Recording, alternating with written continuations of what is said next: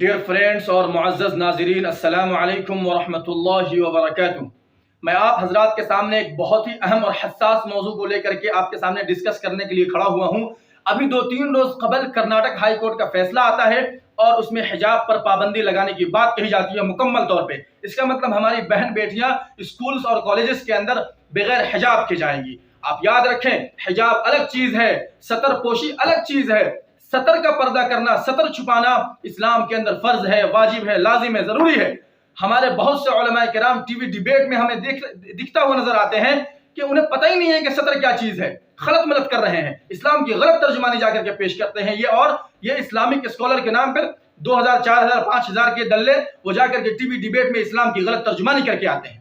انہیں پتہ ہی نہیں ہے کہ ستر کیا ہوتی ہے اور حجاب کیا ہوتا ہے۔ ستر کا چھپانا اپنے محرم رشتہ دار سے بھی ضروری ہے صاحب، جن سے شادی کرنا حرام ہے، ابدی حرام ہے، ہمیشہ ہمیش کے لیے حرام ہے۔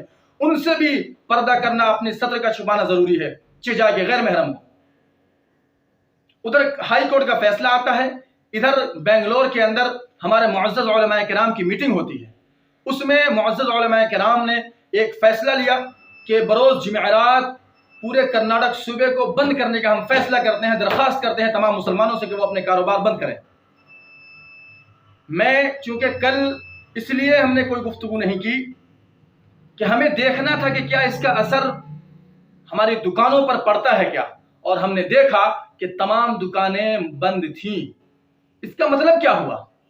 اس کا مطلب یہ ہوا کہ آج بھی عوام علماء کرام کی قدر کرتی ہے، آج بھی عوام علماء کرام کی باتوں کی منتظر رہتی ہے، آج بھی عوام علماء کرام کے فیصلوں اور ان کے اہم باتوں کے منتظر میں تاغ لگائے بیٹھی رہتی ہے کہ وہ کوئی فیصلہ کرے، وہ ہماری رہنمائی کرے اور ہم اس پر عمل کریں۔ آپ اندازہ کریں، ایک چھوٹے سے شہر، چھوٹا سا شہر نہیں کہیں گے، بنگلور بہت بڑا شہر ہے، لیکن بنگلور کے کچھ علماء کرام نے یہ فیصلہ لیا اور اس پر عمل ہوتا ہے۔ 100% نہیں تو 99% ضرور عمل ہوا ہے، ہم نے دیکھا ہے اپنی آنکھوں سے یہاں شہر کے اندر۔ آپ اندازہ کریں کہ ہمارے ملک ہندوستان کے معزز علماء کرام مثلا، اور معزز شخصیات اور معزز تنظیموں کے ذمہ داران مثلا حضرت مولانا سید ارشد مدنی صاحب، مولانا محمود مدنی صاحب، اسی طرح سے جماعت اسلامی ہند کے امیر سید سعادت اللہ صاحب، اسی طرح سے جماعت اہل حدیث کے ذمہ دار مولانا اصغر امام علی مہدی صاحب، اسی طرح سے دیگر وہ تنظیموں کے ذمہ دار جو زمینی سطح پر دکھتے ہیں، نظر آتے ہیں، ان کے ذمہ دار اگر یہ فیصلہ کر لیں اور یہ مسلمانوں سے درخواست کر دیں کہ آپ تمام اہل وطن سے، تمام مسلمانوں سے یہ درخواست کی جاتی ہے کہ ہمیں چندہ دیں، کچھ رقم ہم لگائیں گے اپنی تنظیم کی طرف سے، کچھ رقم آپ دیں، اور ہم ہر صوبے کے اندر ایک اسکول، ایک کالج اور ایک یونیورسٹی کھولیں گے۔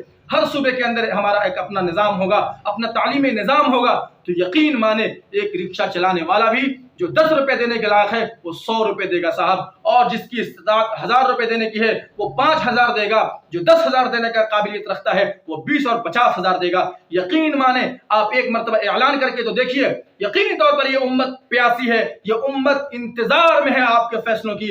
آپ ایک بار آواز لگا کر کے دیکھیں، یہ امت دوڑی دوڑی آپ کے قدموں تلے آ جائے گی، اور یہ صرف منتظر ہے کہ آپ کوئی فیصلہ کریں، لیکن پتہ نہیں کیا ہو جاتا ہے۔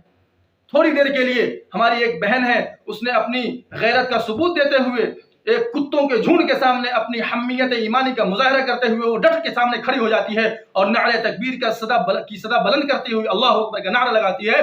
اس کے لیے فوراً 5 لاکھ کا انعام دے دیا جاتا ہے۔ اس کا مطلب ہے کہ آپ کے پاس پیسے ہیں صاحب، آپ استطاعت رکھتے ہیں، ہزاروں لوگوں نے ہزاروں کی تعداد میں روپے ملتے ہیں، اسے انعام ملتا ہے، بہت اچھا کیا، الحمدللہ، ہم آپ کا ویلکم کرتے ہیں، لیکن آپ کی ذمہ داری یہیں پہ نہیں ختم ہوتی۔ آپ ایک بار آواز لگا کر کے دیکھیں، انشاءاللہ تمام امت محمدیہ جو اس وقت ہے دنیا میں موجود، وہ آپ کو یقینی طور پہ چندہ دے گی، اتنی دے گی، 1-2 یونیورسٹیاں نہیں، 3-3، 4-4 یونیورسٹیاں ہر صوبے کے اندر بن سکتی ہے، اور ہمارا خود کا تعلیمی نظام ہوگا، لڑکوں کے لیے الگ، لڑکیوں کے لیے الگ۔ پھر ہمیں کوئی مطلب نہیں ہوتا ہے کہ حجاب پہ پابندی لگا دو، کچھ بھی کر دو، کوئی مطلب نہیں ہوتا ہے۔ بس ضرورت اس بات کی ہے کہ ہمارے اکابرین اور ہمارے معزز علماء کرام وہ آگے آئیں اور امت سے اس بات کی درخواست کریں۔ میں اپنے علماء کرام سے پوچھنا چاہتا ہوں، اپنے سرکردہ علماء کرام اور معزز شخصیات سے معلوم کرنا ہے مجھے کہ آپ کس چیز کے انتظار میں ہیں۔ جب ہمارا وجود اس ملک اور اس ہندوستان سے مکمل طور پہ مٹ جائے گا، جب ہمارا وجود خطرے میں ہو جائے گا، جب ہم اس ملک کے اندر دوسرے درجے کے شہری سرکاری طور پہ گھوشت کر دیے جائیں گے، آپ اس کے انتظار میں ہیں۔ جب ہم مکمل طور پہ اس ملک کے اندر بے یار و مددگار ہو جائیں گے، تب آپ کس چیز کے انتظار میں ہیں؟ اس کے انتظار میں ہیں جب ہم اپنے ملک کے اندر ہمیں بولنے کی آزادی تک کی چھین لی جائے گی، آپ اس کے انتظار میں ہیں؟ یا آپ اس کے انتظار میں ہیں کہ جب یہ ملک ہندو راشٹر گھوشت کر دیا جائے گا تب اس بات کے انتظار میں ہیں؟ یا آپ اس بات کے انتظار میں ہیں کہ بچی کھچی ساکھ ہماری بچی کھچی ساکھ ہے ہندوستان کے اندر، اس ملک کے اندر، وطن عزیز کے اندر، وہ ہم سے چھین لی جائے گی، تب آپ کچھ بولیں گے، تب آپ فیصلے لیں گے؟ یا آپ اس انتظار میں ہیں کہ بچی کھچی جو ہماری مساجد ہیں وہ مسمار کر دی جائیں گی، یا پھر اور کتنی پابندیاں ہم پہ لگوانا چاہتے ہیں، تب آپ جاگیں گے، تب آپ جا کر کے کچھ بولیں گے، تب آپ جا کر کے صحیح رہنمائی کریں گے اپنے عوام کی، اپنے مسلمانوں کی، اپنے امت مسلمہ کی۔ آخر میں اپنے عوام سے درخواست کروں گا کہ وہ صبر کا دامن اپنے ہاتھوں سے نہ چھوڑیں، صبر کے ساتھ رہیں، صبر کا مظاہرہ کریں اور انتظار کریں ہمارے علماء کرام کے صحیح فیصلے کا، اور اس پر پھر آپ عمل کیجیے گا۔ البتہ صبر کا دامن اپنے ہاتھ سے بالکل مت چھوڑیے گا۔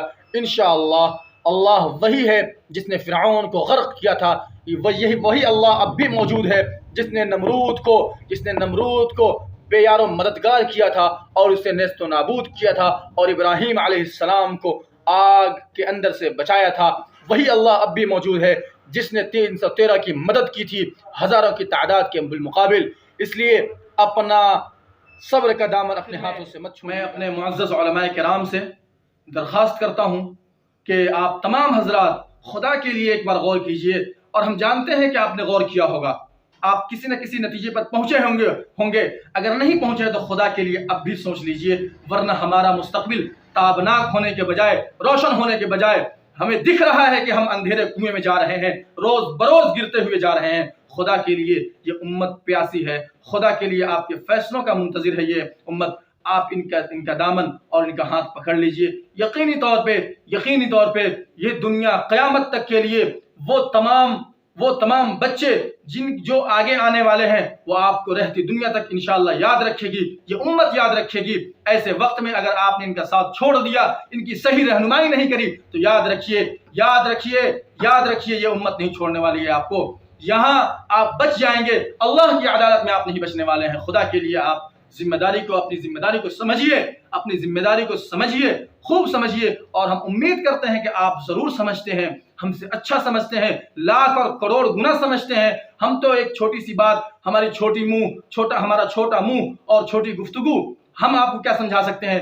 بس ایک ادنا سا طالب علم کے واسطے آپ تمام حضرات سے میں گزارش کرتا ہوں، مؤدبانہ درخواست کرتا ہوں کہ آپ حضرات اس پر غور و فکر کریں۔ اگر غور و فکر کر لیا تو اس پر عمل شروع کروا دیں، کیونکہ جتنی تاخیر ہوگی، ٹال مٹول کریں گے، پھر کبھی کریں گے، کل کا تصور کریں گے، تو یقین مانیں ہم اسی تصور میں قبر کے گڑھے تک پہنچ جائیں گے، لیکن ہمارا کوئی اپنا وجود اس وقت تک باقی نہیں رہے گا، نہیں ہمارا، نہیں ہمارے بچوں کا۔ اس لیے خدا کے لیے اب بھی جاگ جائیے، اب بھی اپنی امت کو جگا دیجیے۔ اسی بات پر بس اپنی بات کو ختم کرتا ہوں۔ وآخر دعوانا الحمدللہ رب العالمین۔ السلام علیکم ورحمۃ اللہ وبرکاتہ۔